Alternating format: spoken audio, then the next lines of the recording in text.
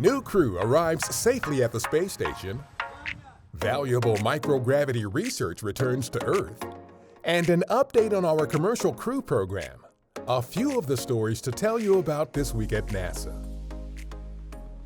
On April 9th, our Chris Cassidy and his Expedition 63 crewmates, Anatoly Ivanishin and Ivan Wagner, both of Roscosmos, launched to the International Space Station from the Baikonur Cosmodrome in Kazakhstan. 6 hours later, the trio was greeted by the crew already on board the station, including our Jessica Meir and Andrew Morgan. A SpaceX Dragon cargo spacecraft safely returned to Earth from the space station on April 7th, bringing with it more than 4,000 pounds of valuable scientific experiments and other cargo. This included research that looks at printing human organs and tissues in microgravity, and a study that examines how human heart tissue functions in space.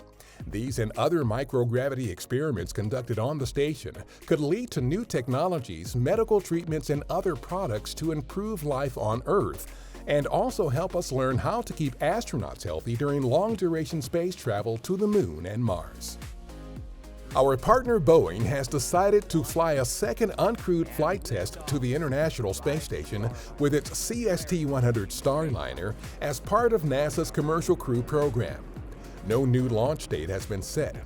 Although many but not all of the objectives of Boeing's first uncrewed flight test in December 2019 were accomplished, the company decided another flight would be the best approach to meeting NASA's requirements. Data from both flight tests will be used to certify Boeing's crew transportation system for carrying astronauts to and from the space station. We are continuing preparations with our other commercial crew partner, SpaceX, for the company's second demonstration flight test, Demo 2, the first SpaceX flight to carry astronauts to the International Space Station. An emergency egress exercise was conducted on April 3rd at Launch Complex 39A at our Kennedy Space Center in Florida.